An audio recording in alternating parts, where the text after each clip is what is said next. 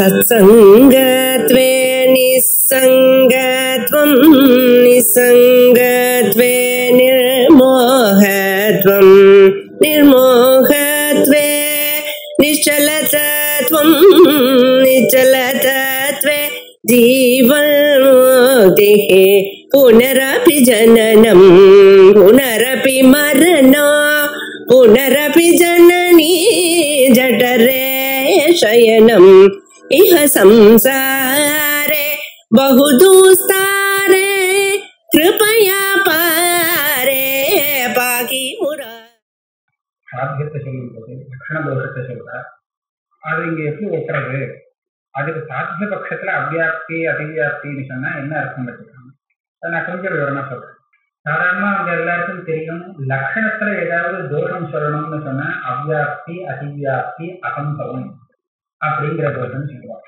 இதுக்கு இது லட்சணம் அப்படின்னு சொன்னா அது லட்சணம் சரியில்லைன்னு சொல்றதுக்கு 3 காரணங்கள் சொல்லலாம். இந்த மாதிரி இது அவ்வியாப்தி இருக்கு, இந்த இடத்துல அதிவியாப்தி வருது, அசம்பவம் வரவே வராது, அதனால லட்சத்திலே இல்லை, அதனால இது லட்சணம் ஆகாது அப்படின்னு சொல்றதுக்கு வேண்டிய தூஷணங்கள் அது. இந்த தூஷணங்கள் இருந்தால் அது லட்சணம் இல்லைங்கிறது, சரியான லட்சணம் இல்லைங்கிறது கண்டுபிடிக்கலாம். அதே மாதிரி அனுமானத்துல சொல்லும் போது சொல்றதுக்கு ஹேத்வாபாசம்னு 5 தோஷங்கள் சொல்லியிருக்காரு. அனுமானத்துல ஏதாவது தோஷம் சொல்லணும்னு சொன்னா எல்லா தோஷத்தையும் அந்த ஹேத்து தலையில கட்டிட வேண்டியது. அத மீமாம்சக்காரர் எப்படி பிரித்து வச்சுருக்காங்கன்னா, அனுமான பிரயோகத்துல பக்ஷம் சாத்தியம் ஹேது திருஷ்டாந்தம் அப்படின்னு 4 இருக்குங்க. அதுல பக்ஷ தோஷங்கள்னு சிலது, சாத்தியத்துடைய தோஷங்கள்னு சிலது, ஹேத்து தோஷங்கள்னு சிலது, திருஷ்டாந்த தோஷங்கள்னு சிலது, இப்படியாக பிரிச்சு எல்லாமே சேர்த்து இந்த தோஷங்கள்ல ஏதாவது ஒரு தோஷத்தை எடுத்து சொல்லலாம். அனுமானத்துல எந்த தோஷமும் இல்லாமல் இருக்கணும் அனுமானம், அப்பதான் அது சித்தமான அனுமானம்னு சொல்லலாம். ஆனா இது மீமாம்சக்காருடைய வழி. தார்க்கிகால் என்ன பண்ணுவாங்க, இந்த தோஷங்கள் எல்லாமே தோஷம்னு ஒத்துக்க வேண்டியது இது அவளுக்கும் அவசியம்தான். ஆனா அது எல்லாத்தையும் அவ ஹேத்துடைய தோஷமாகவே சொல்லுவாள். ஹேத்து தோஷம், திருஷ்டாந்த தோஷத்தை கூட கிட்டத்தட்ட ஹேத்து தோஷமாகவே சொல்லுவாள். ஆக மற்ற தோஷங்கள் எல்லாம் வச்சுக்கல. எப்படின்னு கேட்டா சாதாரணமா நான் சொல்றேன். பக்ஷம் சாத்தியம் ஹேத்து திருஷ்டாந்தம் 4 இருக்கு இல்லையா?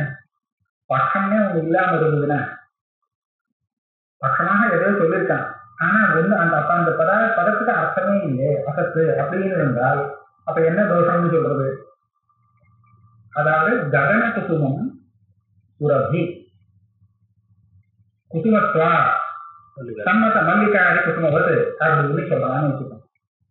இதை என்ன சொல்றது? ககன குசுமம்னு ஒண்ணு கிடையாது, பட்சமே கிடையாது. அப்ப இதை என்ன சொல்லலாம்? நாம சாதாரணமா இதை என்ன சொல்லலாம்? பட்சத்தினுடைய தோஷம், இது பட்சமே தப்பு, இப்படி ஒண்ணு கிடையாது அப்படின்னு சொல்லுவோம். தார்க்கிகாரர் என்ன சொல்லுவாங்க, இந்த இடத்துல ஆச்சரியா சித்தின்னு ஹேத்துவுக்கு தோஷம். ஹேத்துவுக்கு ஆச்சரியம் பட்சம், அது இல்லைங்கிறதுனால ஹேத்துவுக்கு ஆச்சரியா சித்திங்கிற தோஷம் நமக்கு. சரியா? இதே மாதிரி இன்னொன்னு சொல்றேன். சாத்தியம் ஒரு இடத்துல அப்பிரசித்தமா இருக்கு, அந்த இடத்துல என்ன பண்றதுன்னு கேட்டா சாத்திய அப்பிரசித்தி, சாத்தியமே அப்பிரசித்தமா இருக்கு, இது கூட ஹேத்துடைய தோஷம் தான். வியாப்தித்வா சித்திக்குள்ள ஹேத்து வரலாம் அப்படின்னு. ஹேத்துவுல வியாப்தி இல்லையே, அதுவும் நியாயம் தானே. சாத்தியம்னு ஒண்ணு இருந்தாத்தானே ஹேத்துவுக்கும் சாத்தியத்துக்கும் வியாப்திங்கிற ஒரு சம்பந்தம் வரும். சாத்தியமே ஒண்ணு கிடையாது அப்படின்னு சொல்லிட்டா அப்ப அது வியாப்தியே இல்லையே, அது வியாப்தித்வா சித்திங்கிற இதுல அழைச்சிட்டா. ஹேத்துவுக்குன்னு சொந்தமான சில தோஷங்கள் இருக்கவே இருக்கு. அந்த விபிச்சாரங்கிற தோஷம் இருக்கு, பாகம் கூட சாத்தியத்தினுடைய தோஷம், ஆனா அதை ஹேத்து தலையில கட்டிட்டா. சொரூபா சித்திங்கிற தோஷம் இருக்கு. இந்த மாதிரி நிறைய தோஷங்கள் இருக்கு. சப்பிரதிபக்ஷமும் தோஷம் இருக்கு. திருஷ்டாந்தத்துல தோஷம் சொல்றதா இருந்தா அங்க சாத்தியம் இல்லை, ஹேத்து இல்லை, இது ரெண்டுல ஏதாவது ஒண்ணு சொல்லணும். ரெண்டுமே இல்லை, இந்த மாதிரிதான் ஏதாவது சொல்லணும். சொன்ன திருஷ்டாந்தம் சரியில்லை. ஏன் சரியா இல்லைன்னா, நீங்க சொன்ன சாத்தியமோ ஹேத்துவோ ரெண்டுல ஒண்ணோ அல்லது ரெண்டுமே அங்க இல்லை அப்படின்னு சொன்னா இது தோஷம்னு சொல்லணும். இதையும் இவன் என்ன பண்ணிவிட்டான்னா திருஷ்டாந்த ஆபாசத்தை ஹேத்து தோஷத்திலே தள்ளிட்டா. ஏன்னா வியாப்தி இல்லைன்னு ஆச்சு. திருஷ்டாந்தத்துல தானே நம்ம வியாப்தியை கிரகிக்கிறோம். அப்ப அந்த ஹேத்துவும் சாத்தியமும் ரெண்டும் சேர்ந்து இருந்தா தானே வியாப்தியை கிரகிக்க முடியும். ரெண்டுல ஒண்ணு அங்க குறைஞ்சு இருக்குன்னா அப்ப வியாப்தியை கிரகிக்க முடியாது. அதனால அது கூட வியாப்தித்வா சித்தி. ஆக தார்க்கிக மதத்துல அனுமானத்துல ஏதாவது தோஷம் சொல்லணும்னு சொன்னா அது ஹேத்வாபாசமாகத்தான் இருக்கு அப்படிங்கிறத நாம முதல்ல புரிஞ்சுக்கணும். அந்த ஹேத்வாபாசத்துல அவ்யாப்தி அதிவியாப்தி அசம்பவங்கிறது கிடையாது. அது தனி விதமா 5 விதமா ஹேத்வாபாசத்தை பிரிச்சு அனுமானத்துல சொல்றதுக்காக தோஷங்களை வச்சிருக்காரு. இப்படியாக இருக்கு. இது ஹேத்வாபாசம் தனி, லட்சண தோஷங்கள். நான் எதுக்காக இதை சொல்ல வந்தேன்னா, லட்சணத்துக்கு சொல்ல வேண்டிய தோஷங்கள் அது தனி, அவ்யாப்தி அதிவியாப்தி அசம்பவம் அப்படிங்கிறது. இந்த அனுமானத்துல சொல்ல வேண்டிய தோஷங்கள் அது தனி, அது 5 விதமா பிரிச்சுட்டு இருக்கா. சங்கேபமா சொல்லிட்டு போறேன். தர்க்க சங்கிரகத்தை எடுத்துட்டோம்னா பஞ்ச ஹேத்வாபாசா, 5 ஹேத்வாபாசங்கள் சொல்லலாம். என்னன்னா, சாத்தியம் இல்லாமல் ஹேது ஏதாவது ஒரு இடத்துல இருக்குமானால் இதுக்கு விபிச்சாரம்னு பேர், சவ்விபிச்சாரம். ஏன்னா இது ஒரு தப்பான ஹேது. ஹேத்துவை வச்சுட்டு சாத்தியத்தை நான் அனுமானம் பண்ணியாகணும். கட்டாயம் அது இருக்குங்கிற நிச்சயம் இருந்தா தானே நான் இதை வச்சு அதை அனுமானம் பண்ண முடியும். பூமம் இருக்கிற இடத்துல கட்டாயம் வன்கி இருக்கும் அப்படிங்கிற ஒரு நிச்சயம் எனக்கு முன்னாடி இல்லைன்னு சொன்னா, பூமத்தை மாத்திரம் பார்த்துட்டு அங்க அக்னி இருக்குன்னு எப்படி என்னால ஊகிக்க முடியும்? ஏன்? அதனால இதுக்கு நேர விருத்தமாக இருக்கு விபிச்சாரங்கிறது. வன்கி இல்லாமலே பூமம் ஒரு இடத்துல இருக்கு அப்படின்னு நான் தெரிஞ்சுட்டேன்னா, எனக்கு தெரிஞ்சதுன்னா, அப்ப பூமத்தை வச்சுட்டு என்னால வன்கிய ஊகிக்க முடியாது. இதுதான் விபிச்சாரம்னு சொல்றது. சாத்திய அபாவத் விருத்தித்வம். இது விபிச்சாரம் அடிக்கடி இதுல வந்துட்டே இருக்கும். இது அனுமானத்துல சொல்லக்கூடிய ஒரு தோஷம். இன்னொரு தோஷம் என்னன்னா அசித்தி. அசித்தி இப்ப நான் 3 விதமாக பிரிச்சிருக்கேன். ஒரு அசித்தி சொல்றேன், நிறைய வாரம் சொல்லக்கூடிய அசித்தி. நீங்க சொல்லக்கூடிய ஹேதுவானது அந்த பட்சத்துல சாத்தியத்தை சாதிக்கணுமானால் அது முதல்ல அந்த பட்சத்துல இருக்கணும். ஹேது முதல்ல சித்தமா இருக்கணும், அப்பதான் அது சாத்தியத்தை சாதிக்க முடியும். பர்வதத்துல அக்னி இருக்கிறதாக நீங்க சாதிக்கணும். எதை கொண்டு சாதிக்கிறேன்னா பூமத்தை கொண்டு சாதிக்கிறேன். இந்த பூமம் முதல்ல அங்க இருந்தா தானே அந்த அக்னி இருக்குங்கிறத நம்ம கண்டுபிடிக்க முடியும். அங்க இருக்கிறது பூமமே இல்லை, வேற ஏதோ இருக்குன்னு சொன்னா அக்னி இருக்குன்னு அனுமானம் பண்றது சரியா வராது இல்லையா? அதனால சாத்தியத்தை சாதிக்கிறதுக்காக சொல்லக்கூடிய அந்த ஹேதுவானது அந்த பட்சத்துல இருக்கணும். இது ஒரு நியமம். அப்படி இல்லைன்னு சொன்னா அதுதான் ஸ்வரூபாசித்தின்னு தோஷம் சொல்றது. பட்சத்துல ஹேது இல்லை அப்படின்னு சொன்னால் அதுக்கு ஸ்வரூபாசித்தின்னு பேர். ஸ்வரூபாசித்தின்னு பேரை மாத்திரம் பார்த்து ஹேது ஸ்வரூபமே அப்பிரசித்தமோ அப்படின்னு நினைச்சுக்க. அப்படி இல்லை, பட்சத்துல இருக்க வேண்டியது இல்லை, அதனால ஸ்வரூபாசித்தின்னு அதுக்கு பேர் வச்சிருக்காங்க. 3வது விதமான தோஷம் என்னன்னா பாதம்னு வச்சுக்கிறேன். சப்ரதிபட்சத்தை நான் கடைசியில சொல்லிக்கிறேன். பாதம். பாதம்னா என்ன தெரியுமோ? இப்ப ஹேது இல்லை பட்சத்துலயுமே சொன்னேன் இல்லையா, சாத்தியம் பட்சத்துல இல்லைன்னு நிச்சயம் ஆயிடுச்சுன்னா அது பாதம். ஜலாசயத்தை பட்சமாக சொல்லி இதுல வன்கி இருக்கு, ஏன்னா தூமம் இருக்கு அப்படின்னு ஆரம்பிச்சான்னா வன்கி ஜலாசயத்துல வன்கி இருக்குன்னு சொல்றக்கே ஆட்டம் வச்சு அங்க இல்லைன்னு தீர்மானம் ஆயிடுச்சு. அக்னியானது சீதமாக இருக்கும் அப்படின்னு அனுமானம் பண்றக்கே போட்டு ஹேத்துவே இங்க சொல்ல வேண்டியதில்லை. ஹேத்து சொல்றதுக்கு முன்னாடியே இங்க பாதம். பட்சத்துல சாத்தியம் இல்லை அப்படிங்கிறது நிச்சயமாக இருந்தால் தெரிஞ்சால் அப்ப அந்த ஹேத்துவ பாதித்தம்னு சொல்றோம். இது 3வது ஹேத்துவாகும். 4வது என்னன்னா விருத்தம். விருத்தம்னு சொன்னா சாத்தியத்துக்கும் ஹேத்துவுக்குமே விரோதம். அதாவது சாத்தியம் இல்லை அப்படிங்கிறத சாதிக்கிறதுக்கு சொல்ல வேண்டிய ஹேத்துவ சாத்தியம் இருக்குன்னு சொல்றதுக்கு பிரயோஜனம் பண்ணிட்டான். அப்படி சொன்னா அதுக்கு விருத்தம்னு பேர். எப்படின்னா, இப்ப தூமம் இருக்குன்னு வச்சுக்கோமே, இந்த தூமத்தினால வங்கி இருக்குங்கிறத சாதிச்சா சரி, இங்க தூமம் இங்க வங்கி இல்லை ஏன்னா தூமம் இருக்கிறதுனால அப்படின்னு ஒரு சொன்னாங்க. இந்த ஹேத்து எதை சாதிக்கிறதுக்காக நியாயமாக வரணுமோ அது இல்லைங்கிறத சாதிக்கிறதுக்காக அவன் பிரயோகம் பண்ணினானால் அப்ப விரோதம். விருத்தம் விரோதம். சாத்திய அபமானாதிகரணம் ஹேத்து, சாத்தியா பாவ வியாப்தியோ ஹேத்து, இப்படின்னா அதை நிறைய விசாரப்படுத்திட்டார். இதுதான் விரோதம். சாத்தியத்துக்கும் ஹேத்துவுக்கும் விரோதம். பர்வதோ வன்யமான் ஜலா அப்படின்னு ஒருத்தன் சொல்றான். பர்வதத்துல அக்னி இருக்கு, எப்படி கண்டுபிடிக்க? ஜலம் இருக்கு அப்படின்னு சொன்னான்னா ஜலத்துக்கும் அக்னிக்கும் விரோதம். இது தப்பான ஹேது, இது விருத்த ஹேது. இன்னொரு இது ஒரு விரோதம்ங்கிற ஒரு தோஷம் சொல்றது. இன்னொரு தோஷம் என்னன்னா தற்பிரதிபக்ஷம். சத்பிரதிபக்ஷம் சொல்றதுக்கு ரெண்டு ஹேத்து இருக்கும். நீ ஒரு ஹேத்துவை கொண்டு ஒரு விஷயத்தை சாதிக்கிற, இன்னொருத்தன் இன்னொரு ஹேத்துவை கொண்டு அது இல்லைங்கிறத சாதிக்கிற. இப்படிதான் வாதத்துல சாதாரணமா வரும். ஒருத்தவங்க ஒரு ஹேத்துவை சொல்லி இதுதான் அப்படின்னு சாதிக்க வந்தால் எதிராளி என்ன பண்ணுவான், அது இல்லைங்கிறதுக்கு வேற ஒரு ஹேத்துவை காமிக்குவோம். இப்படி காமிக்கும் போது ரெண்டு ஹேத்துவும் சமபலமாக இருந்துடுத்துன்னு சொன்னால் அப்ப சத்பிரதிபக்ஷம் ரெண்டுமே காரியத்துக்கு உபயோகம் இல்லை, அனுமானத்துக்கு உபயோகம் இல்லை அப்படின்னு பிராச்சீனார் சொல்றார். நவீனார் என்ன சொல்றாருன்னா, அந்த சமயத்துல ரெண்டும் சமபலமாக இருந்தால் அது சத்பிரதிபக்ஷம் அப்படின்னு பேரு. இந்த ஹேத்துவுக்கு பிரதிபக்ஷியான ஹேத்து இன்னொன்னு இருக்குன்னு அர்த்தம். இது எதை சாதிக்கிறதோ அது இல்லைன்னு சாதிக்கிறதுக்கு இன்னொரு பிரதிஹேது இருந்தால் இதுக்கு சத்பிரதிபக்ஷம் பேரு. பரஸ்பரம் ரெண்டுமே சத்பிரதிபக்ஷம் ஆயிடும், ரெண்டு ஹேத்துவுமே அப்ப காரியம் பண்ணாது அப்படின்னு பிராச்சீன நையாயிக்காரன் சொல்றாங்க. ஆனால் இந்த ரெண்டு ஹேத்துவுல தப்பான ஹேத்து ஏதாவது ஒரு ஹேத்துவா தான் இருக்கலாம்.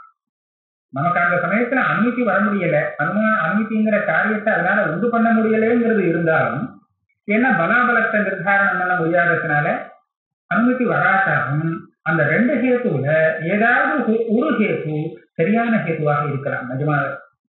இப்ப இப்படி பர்வதா வன்ஹிமான் பூமவத்வா அப்படின்னு சொல்றான், இன்னொருத்த சொல்றான் அதெல்லாம் கிடையாது, பர்வத்தோ நவன்ஹிமான் ஜலவத்வா அப்படின்னு சொல்றான். இந்த ரெண்டுல ஏதாவது ஒண்ணு சரியா இருக்கலாம். ஆனால் இது கேட்கிறவனுக்கு இது சரியா அது சரியா எது பிரபலம் பிரபலம்னு தெரியாத பரியந்தம் அவனுக்கு அனுமதி வராது. ஆனால் ஒண்ணு சரியா இருக்கலாம். அதனால அவன் என்ன சொல்றான்னா, இப்பேற்பட்ட ஸ்தலத்துல அனுமதி பிரதிபந்தம்ங்கிறது ஏற்பட்டாலும் அனுமதிக்கு பிரதிபந்தம் ஏற்பட்டாலும் ஒரே ஒரு ஹேத்துவ சத்பிரதிபக்ஷம் துஷ்டஹேத்துன்னு சொல்லணும், இன்னொரு ஹேத்துவ அது சொல்ல வேண்டியதில்லை. அதனால அப்ப வேலை செய்ய முடியலைங்கிறதான் வச்சுக்கணும் அப்படின்னு சொல்ற நவீன நையாயிக்காரன். அது சாத்தியாபாவ வியாப்திய ஹேத்து சத்பிரதிபக்ஷம். இந்த 5 ஹேத்வாபாசங்கள் இருக்கு. இந்த 5 ஹேத்வாபாசத்தையும் ஒரே அனுமான பிரயோகத்துல கூட எடுத்து சொல்லலாம். சில இடத்துல வரும், ஒரு அனுமானத்துல ஒரே ஒரு தோஷம் தான் சொல்லணுங்கிற அவசியமே இல்லை.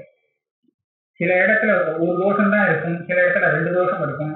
ஒரு தோஷம் தான் இருக்குன்னு சொல்லக்கூடிய அனுமானம் ரொம்ப துர்லபம். 2 தோஷம் இருக்கும், 3 தோஷம் இருக்கும், 4 தோஷம் இருக்கும், 5 தோஷமும் எல்லாமே சேர்ந்த கூட இருக்கும். 5 தோஷமும் இருக்குங்கிறதுக்கு ரொம்ப தேடி கண்டுபிடிச்ச ஒரு உதாரணங்கள் சொல்லியிருக்கா. வாயு கந்தவான் ஸ்னேகா அப்படின்னு ஒரு சொல்றான். வாயுல கந்தம் இருக்கு, ஏன்னா ஸ்னேகம்ங்கிற குணம் இருக்கு. நகரமா பார்த்தா கந்தங்கிறது பிருத்திவியுடைய குணம், ஸ்னேகங்கிறது ஜலத்தினுடைய குணம், வேற எங்கேயும் இல்லாத குணம் இது. இவன் என்ன சொல்றான்னா, வாயுல கந்தம் இருக்குன்னு சாதிக்கிறதுக்கு ஹேதுவாக ஸ்னேகம் இருக்கு அப்படின்னு காமிக்கிறான். இந்த அனுமான பிரயோகத்தை எல்லா தோஷமுமே இருக்குன்னு சொல்றான். எப்படின்னா, கந்தம்ங்கிறது சாத்தியமாக வச்சுட்டோம்னா கந்தம் இல்லாத இடத்துல ஸ்னேகம் இருக்கிறதுனால விபிச்சாரங்கிற தோஷம் வந்தது. சாத்தியம் இல்லாத இடத்துல ஹேத்து இருந்தால் அதை விபிச்சாரம்னு சொல்றது. ஜலத்துல ஸ்னேகம் இருக்கு கந்தம் இல்லாத இடத்துல, அதனால விபிச்சாரங்கிற தோஷம் இருக்கு. அடுத்தது பாகங்கிற தோஷமும் இருக்கு. ஏன்னா வாயுல கந்தம் கிடையாது, பக்கத்துல சாத்தியம் இல்லைங்கிறதுனால அங்க பாகங்கிற தோஷமும் இருக்கு. மூணாவது சத்பிரதிபக்ஷ தோஷம் சொல்லலாம். இங்க சத்பிரதிபக்ஷம்னா வாயுல கந்தம் இல்லைன்னு சொல்றதுக்கு ஹேத்து இருக்கு. வாயுல கந்தம் இல்லைன்னு சொல்றதுக்கு என்ன காரணம் சொல்லலாம், வாயுத்துவமே சொல்லலாம், ஏன்னா பிருத்திவி பின்னத்துவம் சொல்லலாம். இந்த மாதிரி பல ஹேத்துக்கள் இருக்கு. பிருத்திவியில தானே கந்தம் இருக்கும், பிருத்திவி இல்லாததுனால இதுல கந்தம் இருக்காது அப்படின்னு சொல்லலாம். ஆக சத்பிரதிபக்ஷ தோஷம் இருக்கு. அதே சமயத்துல ஸ்னேகாங்கிற இந்த ஹேத்து, ஸ்னேகங்கிற ஹேத்து பக்கத்துல இல்லாததுனால அசித்திங்கிற தோஷம் இருக்கு. அதே சமயத்துல இந்த கந்தமும் ஸ்னேகமும் ஒரு இடத்துல சேராது, அதனால விரோதங்கிற தோஷமும் இருக்கு, விருத்த தோஷமும் இருக்கு. கந்தமும் ஸ்னேகம் ஒரு இடத்துல சமானாதிகரணம் ஆகலையே, அதனால விருத்த எல்லா தோஷமும் இருக்கு. இந்த மாதிரி ஒரு அனுமானத்துல அங்க இருக்கிற எத்தனை பார்த்துட்டே இருக்கணும், என்ன தோஷம் சொல்லலாம்னு, எது கிடைக்குதோ உடனே எடுத்துக்கலாம். அந்த மாதிரி பஞ்ச ஹேத்வாபாசம்னு சொல்லிட்டா. ஆனா தார்க்கிகால் என்ன பண்ணிருக்காங்கன்னா எல்லாத்தையும் ஹேத்துக்களை எடுத்துட்டா. இங்க என்ன தோஷம் வந்தாலும் எல்லாம் நீ சொன்ன ஹேத்துடைய தோஷம் அப்படின்னு சொல்லிவிட்டார் ஹேத்வாபாசம். இங்க அத்வைத சித்தியில இந்த தார்க்கிக சம்பிரதாயத்தை தான் அவர் அனுசரிச்சுட்டு போறார். மீமாம்சக சம்பிரதாயத்தை வச்சுட்டு தனித்தனியா இதெல்லாம் பிரிக்கல. இது பக்ஷ தோஷம், இது சாத்திய தோஷம், ஹேத்து தோஷம், திருஷ்டாந்த தோஷம் அப்படிலாம் பிரிக்கல, எல்லாம் ஹேத்வாபாசம்னு சொல்லிட்டார்.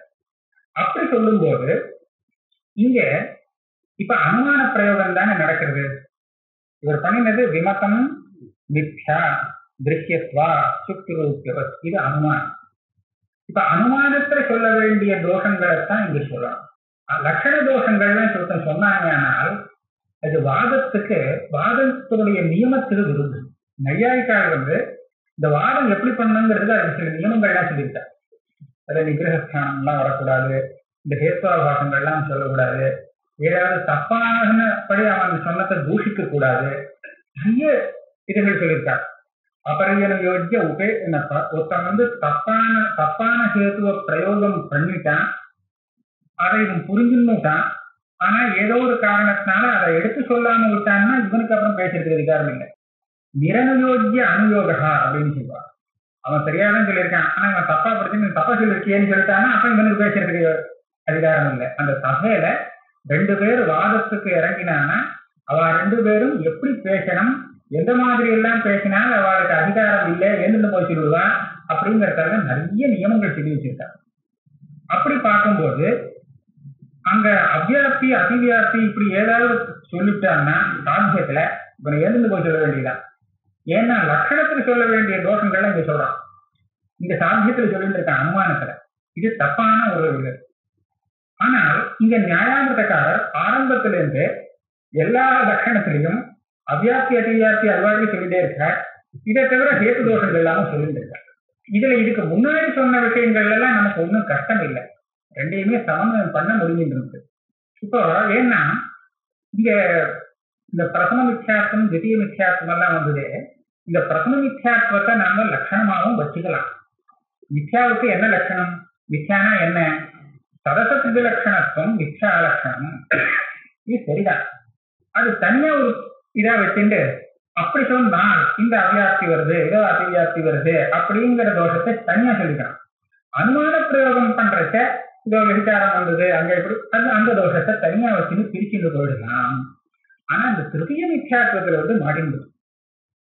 இங்க என்ன சொல்லிவிட்டார் அவர், அந்த ஞான நிவர்த்தியத்துவம் மித்யாத்வம் அப்படின்னு சொன்னால் கடாது அவ்வியாப்தி அதீத கடாது அவ்வியாப்தி. இது என்ன ஆரம்பிச்சார், விமதம் மித்யா திருஷ்யத்வா, விமதம் மித்யாத்வம் ஞான நிவர்த்தியத்துவம், விமதம் ஞான நிவர்த்தியம் திருஷ்யத்வா. அதாவது இந்த பிரபஞ்சமானது தத்துவஞானத்தினால நிவர்த்தி அடையக்கூடியது, ஏன்னா திருஷ்யமாக இருக்கிறதுனாலே அப்படின்னு சொன்னார். இப்படி சொல்லும் போது இந்த அனுமானத்துக்கு வேண்டிய தோஷத்தை சொல்லாமல் இவர் அவ்வியாப்தியும் சொல்லிட்டாரு. அந்த இதுல அவ்வியாப்தின்னு இங்க லட்சண பக்கத்தை வச்சுன்னு சரி பண்ணலாமா அப்படின்னு பார்த்தா அது முடியாது. அவ்வியாப்திங்கிற தோஷம் எப்ப வரும், லட்சியத்துல அந்த லட்சணம் இல்லைன்னு சொன்னாங்க வரும் இல்லையா. அதே மாதிரி அதிவியாப்திங்கிற தோஷம் எப்ப வரும், அலட்சியத்துல லட்சணம் இருக்கு அப்படின்னு வந்தா அதிவியாப்திங்கிற தோஷம் வரும். மாட்டுக்கு சொல்லக்கூடிய லட்சணம், இவன் சொன்ன லட்சணம் எருமை மாட்டுக்கு கூட இருக்குன்னு சொன்னா இது மாட்டினுடைய லட்சணம் இல்லை, இது அதிவியாப்தின்னு சொல்றது. இவன் சொன்ன லட்சணம் மாட்டுக்கே சில இடத்துல இல்லை அப்படின்னு சொன்னா அவ்வியாப்தின்னு சொல்றது. மாட்டுக்கு சொன்ன லட்சணம் ஒரு மாட்டுக்குமே கிடையாது அப்பேற்பட்ட லட்சணம் சொல்லியிருக்கான்னு சொன்னால் அப்ப இது அசம்பவம்னு சொல்றது. இந்த 3 தோஷமும் லட்சணத்துக்கு சொல்ல வேண்டிய தோஷம். இப்ப ஞான நிவர்த்தியத்துவங்கிறது மித்யா லட்சணம்னு வச்சிருந்தோம்னா இதுல ஒரு அவ்வியாப்தி காமிக்கிறார், ஒரு அதிவியாப்தி காமிக்கிறாரு. அதிவியாப்தி எங்க காமிக்கிறாருன்னு கேட்டா பூர்வஜானம் உத்தரஜான நிவர்த்தியே பூர்வஜானே அதிவியாப்தி. 2வது ஜானம் வந்தால் முதல் ஜானம் அதனால நிவர்த்தி ஆயிடுறது. அப்ப ஜானத்தினால நிவர்த்தி ஆச்சோ இல்லையாது, ஜான நிவர்த்தியாச்சே, அதுல அதிவியாப்திங்கிறார். எப்படி அதிவியாப்தி சொல்றது, யாரை பார்த்து சொல்றது, பிரபஞ்சம் பூரா ஜான நிவர்த்தியம் மித்யான லட்சியமாக சொல்றவனுக்கு அந்த பூர்வ ஜானம் மாத்திரம் மிச்சம் இல்லையா. அப்ப அதுல லட்சணம் வர வேண்டியது தானே. லட்சணம் வந்துருத்தே அப்படின்னு அதிவியாப்தி வந்துருத்தே அப்படின்னு கேட்கிறாரு, இது தப்பு இல்லையா. அப்ப இந்த அதிவியாப்தி சப்தத்துக்கு எப்படி அர்த்தம் வச்சுக்கிறது, இதே மாதிரி அவ்வியாப்தி சப்தத்துக்கு என்ன அர்த்தம் வச்சுக்கணும் இந்த சாத்திய நிர்தேசம் பண்ற காலத்துல. இது ஒரு சம்பிரதாயம் என்ன இருக்குன்னு கேட்டா, இந்த அவ்வியாப்தி அதிவியாப்திங்கிறது பாரிபாஷிகமாக லட்சணத்துக்கு மாத்திரம் சொல்லக்கூடிய தோஷமாக இருந்தாலும் இந்த சந்தர்ப்பங்கள்ல அதாவது அனுமான பிரயோகம் பண்ணும் போது இந்த சப்தத்தை பிரயோகம் பண்ணினா இதனுடைய அர்த்தத்தை மாற்றி வச்சுக்கணும்னு ஒரு இது இருக்கு. இப்போ அவ்வியாப்தின்னு சொன்னாக்க அந்த இடத்துல பாகம்னு அர்த்தம். பாகங்கிற தோஷத்தை அவ்வியாப்திங்கிறது குறிக்கிறது. அதிவியாப்தி அப்படின்னு சொன்னா இது சித்த சாதனம் கட்டுப்படி. இப்போ உத்தர ஜானத்தினால நிவர்த்தியாகக்கூடிய இந்த பூர்வ ஜானம் இருக்கே, இதுல ஜான நிவர்த்தியத்துவம் வந்தது இல்லையா? ஜானத்தினால நிவர்த்தியானது ஆனப்படியால ஞான நிவர்த்தியத்துவங்கிறது அதுல இருக்குங்கிறது எல்லாருமே ஒத்துண்ட விஷயமா எடுத்து. அதனால இதுல அந்த சாதனம் ஏற்கனவே சித்தமாக இருக்கு. அதனால சித்த சாதனம் தோஷா அப்படின்னு சொல்றான். இங்க அதிவியாப்தி சப்தத்துக்கு சித்த சாதனம் அப்படிங்கிற தோஷம், இந்த மாதிரி அர்த்தம் வச்சுக்கணும். அதே மாதிரி கடத்துல அவ்வியாப்தி வந்ததே அப்படின்னு கேட்டால், இப்ப கடத்துல கடம் ஏற்கனவே நாசம் அடைஞ்சாச்சுங்கிறதுனால ஞானத்தினால நாசம் ஆக போவதில்லை. என்ன அவருடைய இதுல வச்சு பேசுறேன். அப்ப ஞான நிவர்த்தியத்துவங்கிற சாத்தியம் கடத்துல வராததுனால அப்ப என்னாச்சு? பாதகா, பாதம். அவ்வியாப்தி சப்தத்துக்கு பாதம்னு அர்த்தம் வச்சுக்கிறது. இதுக்கு சித்த சாதனம். இதே மாதிரி அதிவியாப்திங்கிற சப்தத்தை வியபிச்சாரங்கிற அர்த்தத்துல கூட பாமதிக்காரர் பிரயோகம் பண்ணியிருக்கார். அவர் பல இடத்துல அனுமானத்துல வியபிச்சாரங்கிற அர்த்தத்துல அதிவியாப்தி சப்த பிரயோகம் பண்ணியிருக்கார். பாமதியில மாற்றி கூட பண்றது உண்டு. இந்த லட்சணத்துல தோஷம் சொல்லிட்டு வரைச்ச வியபிச்சார சப்த பிரயோகம் பண்ற. வியபிச்சாரம்னா அங்க அதிவியாப்தி லட்சணத்துல சொல்லும் போது, அதனால இந்த சப்தங்கள்லாம் இவ மாற்றி பிரயோகம் பண்றது உண்டு. அதனால இங்க இந்த தோஷத்தை சொல்லக்கூடாது, சாத்தியத்தை சொல்லிட்டு வரும்போது நீ அவ்வியாப்தி அதிவியாப்தி சொல்லிட்டியேன்னு நியாயாமக்காரர்கிட்ட நாம பெரிய தோஷம் சொல்லக்கூடாது. ஏன்னா இந்த சம்பிரதாயம் இருக்கு, ஏற்கனவே இருக்கு. அதுக்கு அர்த்தம் இந்த மாதிரி நம்ம புரிஞ்சுக்கணும் இல்லையா? அதுதான் சொல்றதுக்காக. இதுதான் இப்படிதான் அவ்வியாப்தி அதிவியாப்திங்கிறது நீ ஞாபகம். இந்த விட்டலேசோபாத்தியாயர் இருக்காரு, அவர் என்ன பண்ணாருன்னா இதை ஒரு வழியா சரி பண்ணலாமோன்னு பார்க்கலாம். இங்க ரெண்டு எல்லா இந்த திருத்திய மித்யாத்வத்தை விட்டா மாற்றி எல்லா மித்யாத்வத்தையும் நாங்க லட்சண பட்சமாகவும் எடுத்துட்டு போகலாம், இன்னொன்னு இதுவாகவும் எடுத்துன்னு போகலாம், மித்யாத்வமும் எடுத்துன்னு போகலாம். ஆனா இந்த அவ்வியாப்தி அதிவியாப்தி இவர் சொன்னது சரியா வரல இந்த இடத்துல, அதனால நமக்கு கஷ்டமா இருக்கும். அவர் என்ன சொல்றாருன்னா இங்க வேற விதமா சொல்லி இதை சரிப்படுத்தலாம், அவ்வியாப்தி லட்சணமாகவே கொண்டு வந்து சொல்லலாம். ஆனா எதுக்கு லட்சணம்னு பார்க்கணும். இப்ப மித்யாவாக இருக்கக்கூடிய பொருளுக்கு லட்சணம் சொல்லியிருக்கோம்னு வச்சிருந்தோம் இல்லையா? இப்படி வச்சிருந்தோம்னா அவ்வியாப்தி அதிவியாப்தி சொல்லவே முடியாது. ஏன்னா இவர் சொன்ன இடத்துல அது லட்சியம், லட்சியத்துல வந்ததுனால அதிவியாப்தி சொல்லக்கூடாது. இதனால இது தப்பு. ஆனால் இந்த லட்சணத்துக்கு ஒரு லட்சணம் சொல்லலாம் இல்லையா? மித்யாவுக்கு லட்சணம் இல்லை, லட்சணத்துல நான் தோஷம் சொல்ல வரல. இந்த லட்சணம் மித்யா லட்சணம் ஆகணுமானால் அதுக்கு ஒரு யோகியத்தை வேண்டியிருக்கோ இல்லையோ? அது வேண்டியிருக்கு. லட்சணத்துக்கு லட்சணம், லட்சண லட்சணம்னு சொல்லுவாங்க. இது லட்சணம் ஆகிறதுக்கு யோகியம் தானா அப்படின்னு பார்த்தாங்க. அப்ப இது மித்யாவுக்கு லட்சணம் ஆகணுமானால் இதுக்கு ஒரு யோகியத்தை தேவைப்படுறது. அப்ப அந்த லட்சணத்துக்கு லட்சணம் பார்க்கும்போது இது மித்யா லட்சணம் ஆகிறதுக்கு யோக்கியம் ஆகலன்னு தெரியும். ஒரு உதாரணம் பாருங்க, மாட்டுக்கு லட்சணம் சொல்றான். என்ன லட்சணம்னு கேட்டா சாசனாதி மத்துவம் அப்படின்னு லட்சணம் சொல்றான். இந்த சாசனாதி மத்துவம் மாதிரி எத்தனையோ லட்சணங்கள் அங்க சொல்றதுக்கு இருக்கு. ஆனால் எல்லாமே அந்த மாதிரி அதுக்கு தகுந்த மாட்டுக்கு லட்சணம் ஆயிட முடியாது. ஏன்னா அதை வச்சுன்னு கண்டுபிடிக்க முடியாது. சாசனாதி மத்துவத்தை வச்சுட்டு நாம கண்டுபிடிச்சிடலாம், சரி இது மாடு அப்படின்னு. நான் ஒரு லட்சணம் சொல்றேன், சாசனாதி மத்துவத்துக்கு சமானமா இருக்கு, ஆனா அந்த லட்சணமாக சொல்ல முடியாது. எது கவேதர பின்னமோ அதுதான் மாடு அப்படின்னு சொல்ற. மாட்டை காட்டிலும் வேறானது எதுவோ அதை காட்டிலும் வேறானதுதான் மாடு. இதுல என்ன தப்பா இருக்க? தப்பு ஒண்ணும் கிடையாது. மாட்டை காட்டிலும் பின்னம்னு சொன்னா இதை தவிர பாக்கி எல்லாம் பிரபஞ்சம் கூட வரும். அந்த பிரபஞ்சத்தை காட்டிலும் எது பின்னமாக இருக்குமோ அதுதான் மாடு அப்படின்னு நான் லட்சணம் சொல்லலாம். சொன்னா இதுல அவ்வியாப்தி அதிவியாப்தி சொல்றது ஒன்றும் இல்லை, ஆனா இது லட்சணம் ஆகாது. இதை வச்சுன்னு ஒருத்தன் கண்டுபிடிக்க முடியாது. இது மாடா இல்லையான்னு கேட்டா எப்படி கண்டுபிடிக்கிறது? ஒண்ணும் கண்டுபிடிக்க முடியாது, எடுக்க வேண்டியது. இதுதான் இதர பேதம் அப்படின்னு சொல்றோம். இந்த இதர பேதத்தை லட்சணமாக சொல்லவே முடியாது, இது வியாபர்த்தகம் இல்லைன்னு சொல்லி பெரிய சர்ச்சை இந்த மாதிரி பண்ணிட்டு இருக்கா.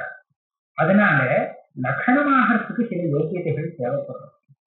இவர் என்ன சொல்றா, ஞான நிவர்த்தியத்துவம் அப்படின்னு நீங்க லட்சணம் சொல்றே, மிச்சைக்கு லட்சணம். இந்த லட்சணம் மித்யா லட்சணம் ஆகணுமானால் எந்த ஞானத்தினால நிவர்த்தி ஆகணும்னு ஒரு கணக்கு வேண்டாமா? ஒரு வஸ்துவை நம்ம மிச்சைன்னு சொல்லணும்னா அதனுடைய அதிஷ்டான தத்துவஜானத்தினால நிவர்த்தியானாத்தானே அதை நாம மித்தியன்னு சொல்றோம். வேற ஏதோ ஞானம் ஏதோ பூர்வ ஜானம் பொறுத்து அப்படின்னு சொன்னா அதுக்காக நம்ம மித்தியன்னு சொல்றோமோ? சொல்றது இல்லை. இப்ப பூர்வ ஜானம் உத்தர ஜானம் வந்தவரமே பொறுத்து அப்படிங்கிற காரணத்தினால பூர்வ ஜானத்தை மித்தியன்னு யாராவது லோகத்துல சொல்லுவாரோ? சொல்ல மாட்டான். இந்த ஞான நிவர்த்தியத்துவம் இருக்கே இது மித்யா லட்சணம் இல்லை. எந்த ஞான நிவர்த்தியம்? உத்தர ஜான நிவர்த்தியத்துவம் இருக்கு. எப்போ ஒரு வஸ்துவை நாம் மித்யன்னு சொல்லலாம்னு சொன்னா அந்த வஸ்து தெரியறதுக்கு காரணமாக இருந்த அஜானத்தை நிவர்த்தி பண்ணக்கூடிய தத்துவஜானம் வந்து அது நிவர்த்தி ஆயிருக்கணும். அப்படியானால் அந்த ஞான நிவர்த்தியத்துவம் இருக்கே இதைத்தான் மித்யாக்க லட்சணமாக சொல்றதுக்கு யோக்கியமான லட்சணம் இதுதான், சரியான லட்சணம் இது. ரெண்டாவது ஞானங்கிறது முதல் ஞானம் கொடுத்து அப்படிங்கிறதுனால உத்தர ஞான நிவர்த்தியத்துவம் இருக்கே இது மித்யா லட்சணமே இல்லை. ஆனா நீங்க சொன்ன லட்சணம் இருக்கே அது அதுக்கும் பொருத்தமாக இருக்கு. அதனால அதிகாரம் எது மித்யா லட்சணம் ஆகாதோ ஞான நிவர்த்தியத்துவத்திலும் ஒரு விசேஷமான ஞானத்தினால நிவர்த்தியத்துவம் அதிஷ்டான தத்துவ ஞானத்தினால எது நிவர்த்தியாகிறதோ அந்த நிவர்த்தியத்துவம் தான் மித்யா லட்சணமாகும். நீங்க சொன்ன விதம் பார்த்தாக்க அப்படி இல்லாத ஞான நிவர்த்தியத்துவம் இருக்கு அதுக்கும் அந்த லட்சணம் பொருத்தமா இருக்கு, வந்து சேர்ந்தது அலட்சியம். அதனால இது அதிகாரம் அப்படின்னு சமயம் பண்ணிட்டு போற ரொம்ப சூக்ஷமா விசாரம் பண்ணி எடுத்துட்டு போற. நான் சொல்றது கஷ்டமா இருக்கா? இந்த மாதிரி இருக்கு. இந்த மாதிரி ஒரு ஒரு மார்க்கம் இருக்கு. இது விசலேஸ்வர உபாத்தியாயர் எடுத்துக்கார். விசலேஸ்வர உபாத்தியாய் இந்த புத்தகத்துல இல்லை அந்த இடத்துக்கு. ஆனா இதுக்கு அப்புறம் ஆன்மீகத்துல இன்னொரு புத்தகம் போட்டார். இப்ப கடைசி கொடுத்து விட்டு போச்சு திவ்ய மித்யாத்வத்துல கடைசி பாகமும் திருத்திய மித்யாத்வத்துல முதல்லையும் இந்த புத்தகத்துல விசலேஸ்வர உபாத்தியாய் கிடைக்கல. அதுக்கப்புறம் கிடைச்சிருக்கு. அதை அவர் திருப்பி போட்டு விட்டார். அந்த புத்தகத்துல இந்த விஷயங்கள் தான் இருக்கு. சரி, இதுதான் அங்க அவ்வியார்த்தியுடைய சர்ச்சை. இப்ப நம்ம வந்து சதுர்த்தி வித்தியாசத்துல ஒரு இடத்துல நிற்கிறோம். அங்க இருந்து பாக்கியா இந்த இது வந்தது இல்லையா? சம்பவத்து உபாதானத்வா ஜெகோபத்தி இது வாக்கியம் காலே சகசம்பவத்து தேசேதி சகசம்பவ அவிரோதா. இங்கதான் முக்கியமான நினைக்கிறது. அவிரோதா பிராகபாவசத்வேன உபாதானத்வ அவிரோதாச்ச நச்ச அத்தியந்தாபாவாதிகரணே பிராகபாவஸ்யானுபத்தி வாக்கியம்.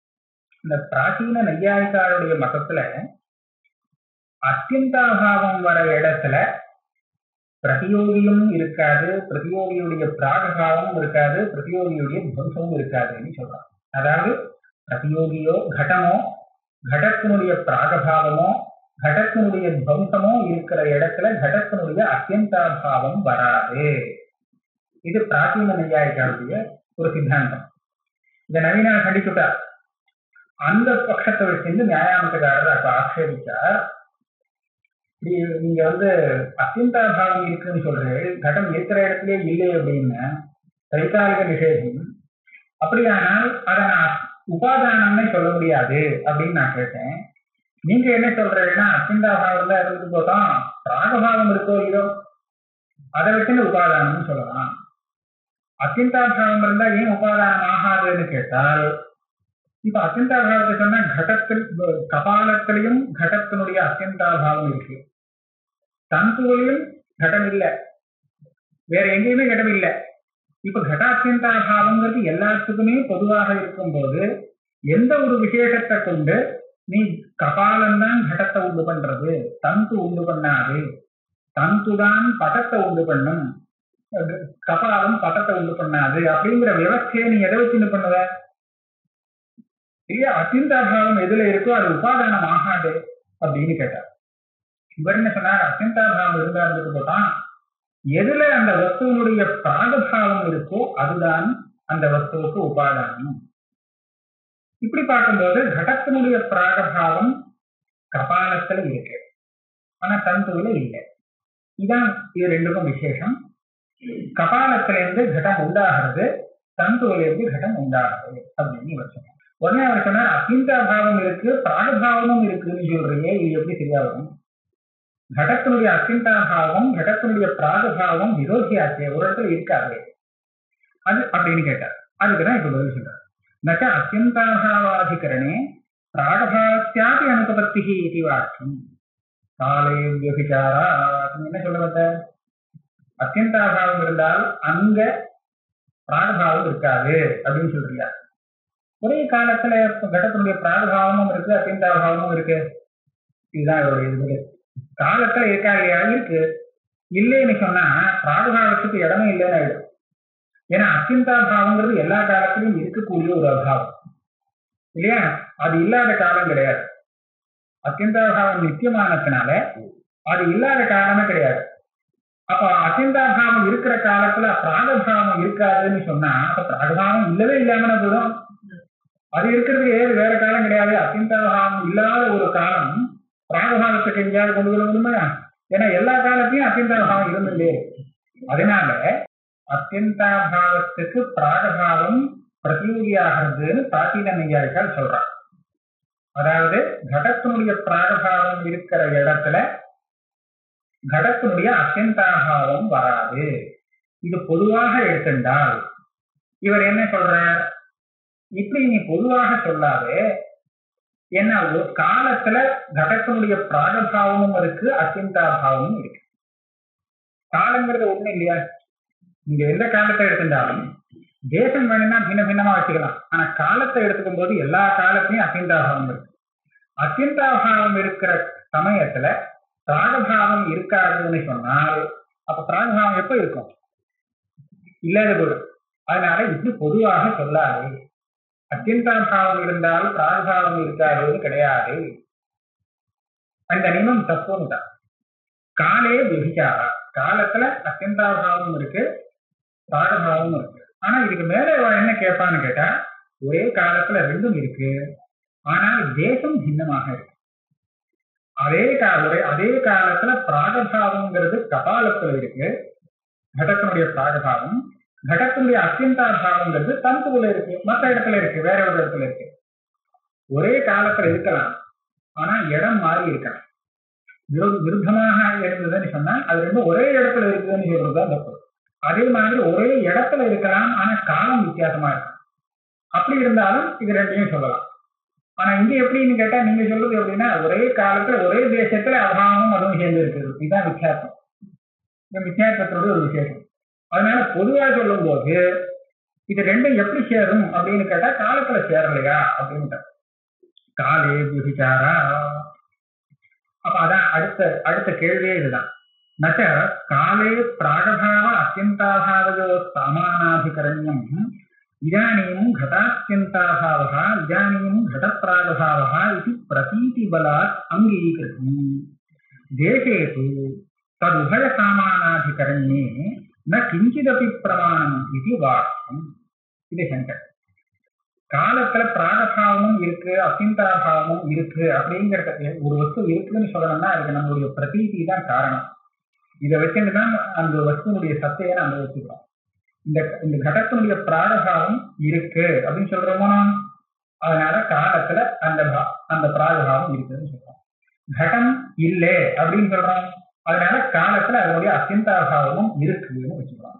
அப்ப இந்த பிரதீதியை வச்சுட்டு இப்பொழுது கடம் இல்லை, இப்பொழுது கடப்பிராகபாவம் இருக்கிறது அப்படிங்கிற இந்த பிரதீதியை கொண்டு ரெண்டுமே ஒரே காலத்துல இருக்கு அப்படிங்கறத நாம சொல்றோம்.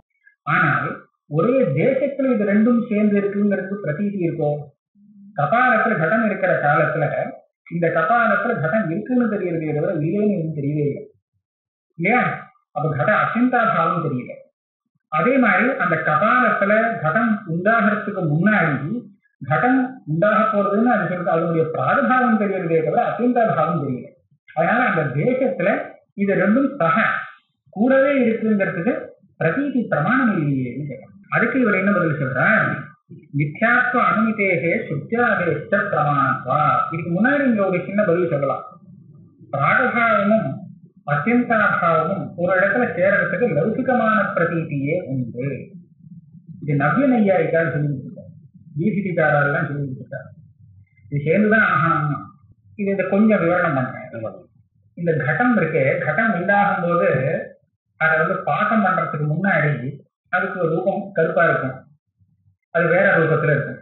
அதை அக்னியில போட்டு சுட்டத்துக்கு அப்புறம் அந்த பாக்கத்தினால அதனுடைய பூர்வ ரூபம் போய் புதுசா ரூபம் வருது, சிவப்பா மாறுறது, கலர் மாறுறது இல்லையா? இது சாதாரணமான பிரசித்தமான இது. இந்த கலர் மாறுறதுலயே கலர் இப்போ முதல்ல இதை மாத்திரம் எடுத்துக்கோம். முதல்ல சியாம ரூபமாக இருந்தது அந்த கட்டம், கருப்பாக இருந்தது, சியாம ரூபம் அதுல இருந்தது. இப்ப சித்தத்துக்கு அப்புறம் சியாம ரூபம் இல்லை இல்லையா, ரத்த ரூபம் வந்ததுன்னு சொல்றோம். இப்ப சியாம ரூபம் ஏற்கனவே அங்க இருந்ததுனால அந்த சியாம ரூபத்தினுடைய துவம்சம் இப்ப இருக்கு இல்லையா. சியாம ரூபத்தினுடைய பிரத்வம்சம் அங்க இருக்கிற காலத்துல சியாம ரூபத்தினுடைய அத்தியந்தாபாவம் அங்க இருக்குன்னு சொல்லலாமா? சொல்ல முடியாது. ஆனால் யாருக்கிட்ட வேணும்னு கேட்டு பாருங்க, சௌப்பா அந்த கடம் இருக்கிற சமயத்துல இந்த கடத்துல சியாம ரூபம் இல்லைன்னு சொல்லுவான். நாஸ்தி கடே சியாம ரூபம் அஸ்திவா கேட்டா என்ன சொல்லுவான்? நாஸ்தி அப்படிதான் சொல்லுவான். சுட்ட கடத்தை கொண்டு காமிச்சு இதுல கருப்பு இருக்கா பாரு அப்படின்னு சொன்னாக்கா இல்ல அதான் சொல்லுவான். இல்லைட்டு அது அத்தியந்தாபாவம் அர்த்தம். அத்தியந்தாபாவம் இருக்கே, துவம்சமும் இருக்கு. ஏற்கனவே சியாம ரூபம் இருந்தது, அது இப்ப நாசத்தை அடைஞ்சு போச்சு அப்படின்னு சொல்லுவான். அப்ப என்னாச்சு? துவம்சமும் அங்க இருக்கு, அத்தியந்தாபாவமும் சேர்றது. ஒரே கட்டத்துல அந்த சியாம ரூபத்தினுடைய அத்தியந்தாபாவமும் அந்த சியாம ரூபத்தினுடைய பிரத்வம்சாபாவமும் ரெண்டு அபாவமும் சேர்றது. இதுக்கு மேல நம்ம கேள்வி கேட்டுக்கலாம். அப்படி இல்லை, ரெண்டு சேர்றதுன்னு சொல்லத்தாது.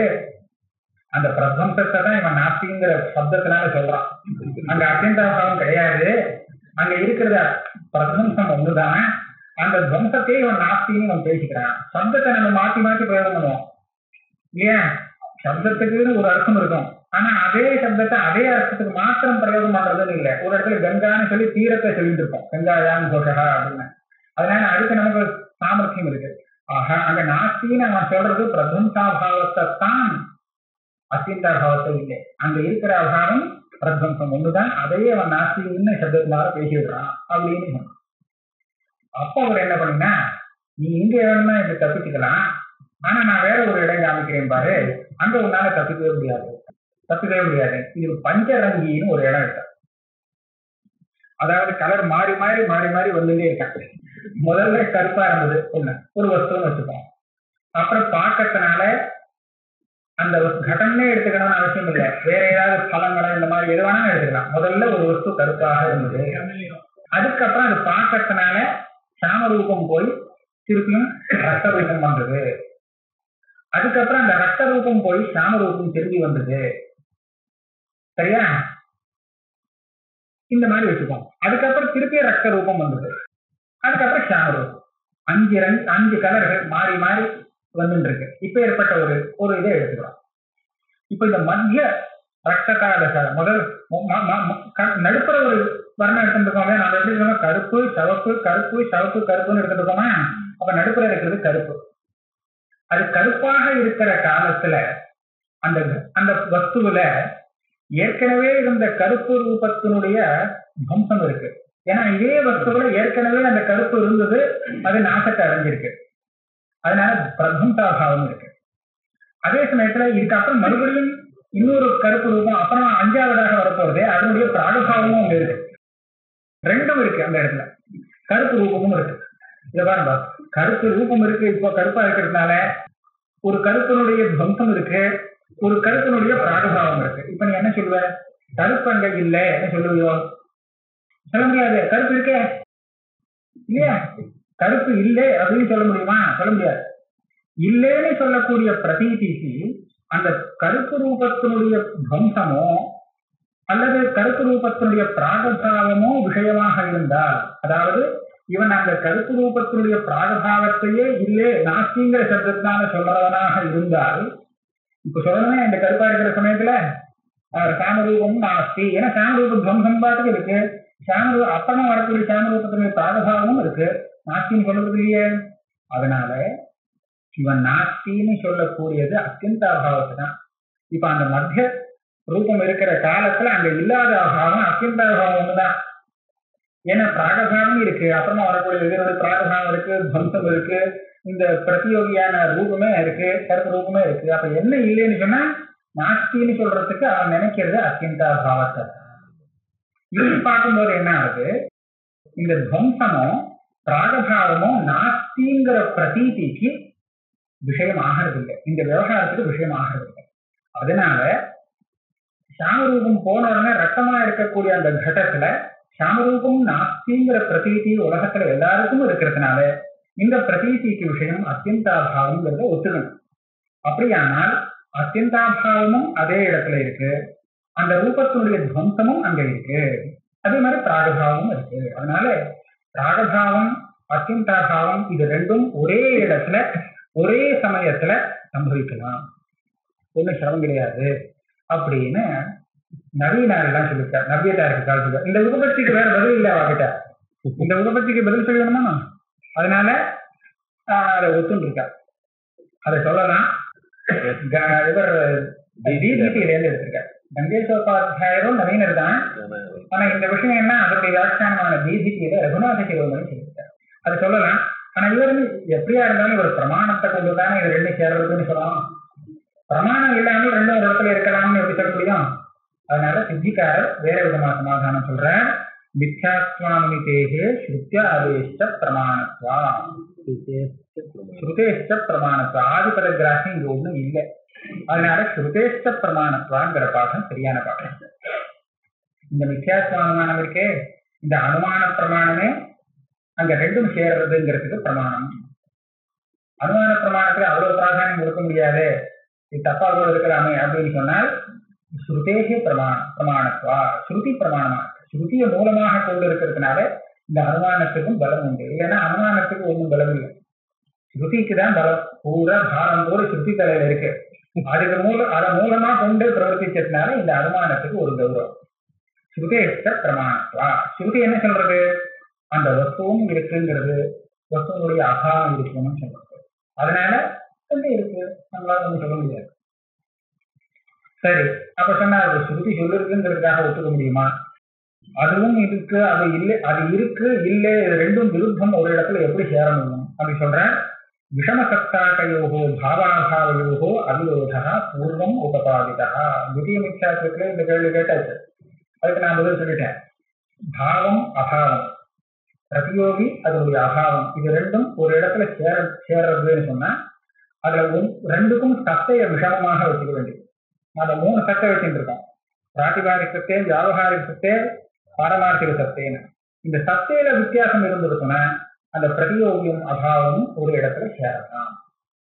சாதாரண சுத்தியில ரூபியம் இல்லை அப்படின்னு சொல்றோம், பிராத்திபாசிகமாக ரூபியம் இருக்கு, இருந்துருக்கிறதுக்கே இல்லை அப்படின்னு சொல்லும்போது ரூபியங்கிறது பிராத்திபாசிகமாக இருக்கு, ரூபியம் இல்லைன்னு அபாவம் இருக்கு, அந்த அபாவங்கிறது வியாவகாரிகமாக இருக்கு. அதனால இது ரெண்டுக்கும் விரோதம் இல்லை.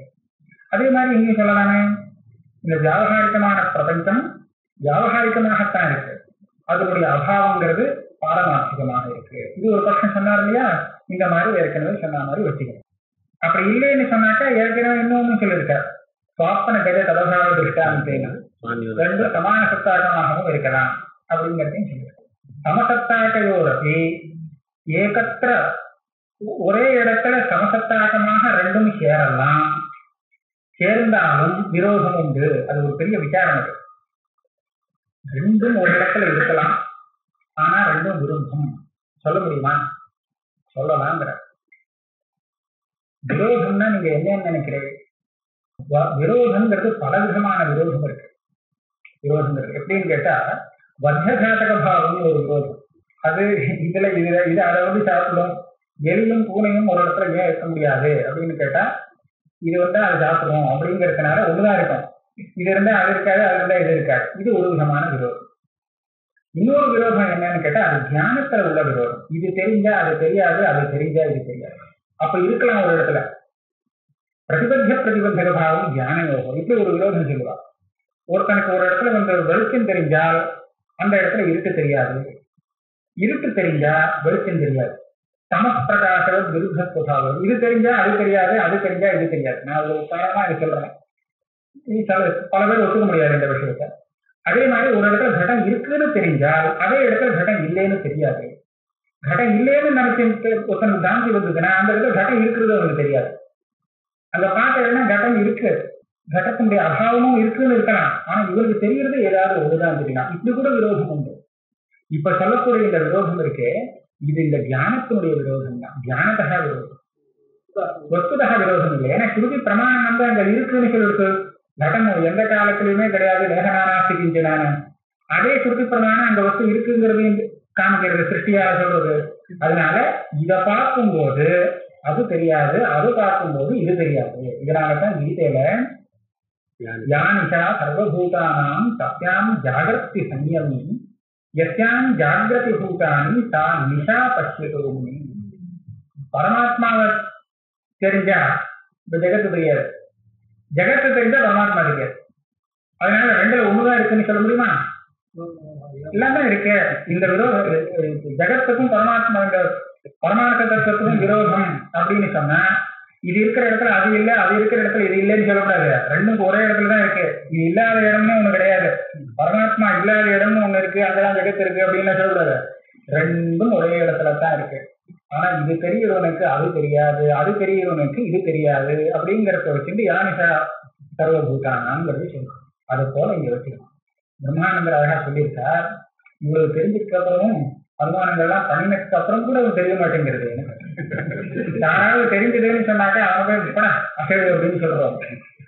அது சொன்னார், அனாதி வாசனை எத்தனை நாள் வந்திருக்கு இந்த வாசனை சம்ஸ்காரம். அந்த சம்ஸ்காரத்தினால இந்த கடம் இருக்குங்கிற அந்த சம்ஸ்காரம் அனாதி திருடமாக ஏறி இருக்கிறதுனால அந்த அபாவம் தெரியறதுக்கு பிரத்யட்சமா தெரியறதுக்கு அதுவே பிரதிபந்தகமாக இருக்கு. இந்த சம்ஸ்காரம் குறைய குறைய தானா தெரிய ஆரம்பிச்சிடணும், தத்துவம் தெரிய ஆரம்பிச்சிடணும். எப்போதுமே இந்த பிரம சம்ஸ்காரம் ரொம்ப திருடமா இருந்தால் அவனுக்கு தத்துவத்தை போதிக்கிறதுக்கு கொஞ்சம் நாஸ்திகளோ அதிகி அனாதிகி வர்த்ததே அஸ்மாக்கம் சம்ஸ்காரா இதானீங்க நஷ்டோ. இதுக்கு முன்னாடி நமக்கு தெரியவே தெரியாது, சத்தியம்னு தான் நினைச்சிட்டு இருக்கோம். இது சொன்னதுனால ஓஹோ மிச்சையா இருக்குங்களோ இருக்கு அப்படின்னு இப்ப கொஞ்சம் யோசனை பண்றதுக்கு அவகாசம் இருக்கு. அதனால ஸ்ருதி அனாதியா இருக்கலாம், ஆனா அதை நாம தெரிஞ்சுன்றது ரொம்ப லேட்டா தெரிஞ்சுட்டு இருக்கோம். அதனால இப்போதான் அந்த ஞானம் வந்திருக்கு. இந்த சம்ஸ்காரம் ஏறதுக்கு இன்னும் நாளாகும். அந்த சம்ஸ்காரம் ரொம்ப நாளாவே அனாதியா இருந்துருக்கு, அதனாலதான் தெரிய மாட்டேங்கிறது அப்படின்னு பிரம்மானந்தர் சொன்னார். அதற்கு அநேக ஜென்ம சம்சித்தா, அதுலயும் கீதையில எல்லாமே இருக்கு. அது இருக்கு. அப்புறம் அந்த பாதியில அவன் போயிட்டாங்க யோக பிரஷ்டம், அடுத்த ஜென்மாவில் அதுக்கு மேல பிடிச்சிருக்கோம்.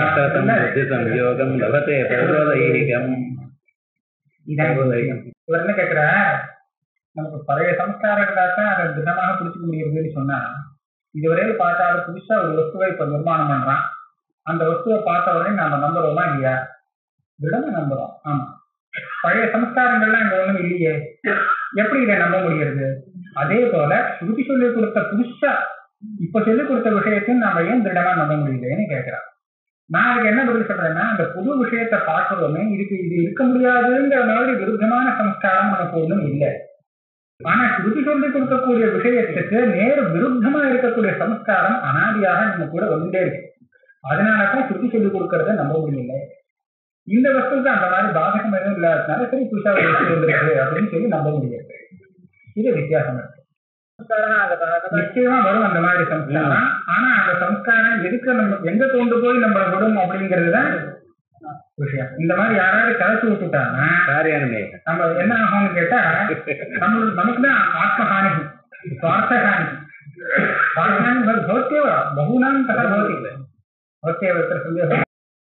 அதனாலதான் இந்த கண்டன கண்டகாரியர் சொல்றார், நான் ஒரு சின்ன சுகுத்தா இருந்தேன்னு ஒரு விஷயம் சொல்லி கொடுக்குறேங்கிற.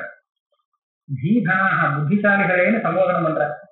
தீதனாக பாதனாயாஸ்யாக சதா பிரஜாம் பிரயச்சத க்ஷேப்தும் சிந்தாமணிம் பாணிலப்தம் அப்தௌ யதீச்சத. இந்த அத்வைத புத்திய சுருத்தி சொல்லி கொடுக்கக்கூடிய விஷயத்த நூற்றுக்கணக்கா எத்தனையோ விதமாக சிந்திச்சு இதை தப்புன்னு சொல்லி வேற மாதிரியே அர்த்தம் சொல்லலாம்னு பிரயத்தனம் பண்ணிட்டே இருக்கியப்பா. இதனால உனக்கு ஏற்படக்கூடிய நஷ்டம் உனக்கு தெரியலையே. நீ எப்போ இதை பண்ணணும்னு தெரியுமா? நீ செய்ய காரியம் எப்படி இருக்கு தெரியுமா? ஒருத்தன் கையில சிந்தாமணிங்கிறது கிடைச்சு போச்சு. அதாவது அபிஷ்டத்தை எல்லாத்தையும் கொடுக்கக்கூடிய ஒரு ரத்தம். இந்த ரத்தனம் ஒருத்தன் கையில கிடைச்சதுன்னா அவன் ஏதாவது விடுவனா? எவனால ஒரு புத்திசாலியா இருக்கிறவன் விடுவனா? விடமாட்டான். ஆனால் இதை தூக்கி கடல்ல ஏறி சமுத்திரத்துல ஏறிறான்னு சொன்னா அவன் எப்பேற்பட்ட பெரிய புத்திசாலியா இருக்கணும், விஷயம் தெரியாதவன். நீ அப்படி அந்த மாதிரி ஒரு காரியம் செய்யணும்னு நீங்க நினைச்சீர்களானால் நிச்சயமாக அத்வைதத்தை சிந்திக்கலாம். தீதனாக பாதனாயாஸ்யாக சதா பிரஜாம் பிரயச்சத க்ஷேப்தும் சிந்தாமணிம் பாணிலப்தம் அப்தௌ யதீச்சத. இது சுருத்தாக என்று சொல்றேன், நான் என்னுடைய அனுபவத்தை சொல்றேன் அப்படின்னு அவர் சொல்றேன். அதுக்கு மேல நீ என்ன பேசினாலும் எனக்கும் பேச தெரியும். அச்சத்தை வச்சுட்டு இங்க ஒன்றும் இதே இல்லை. இந்த அனுபவத்தை வச்சுட்டு பார்க்கும்போது இந்த மாதிரி இருக்கு.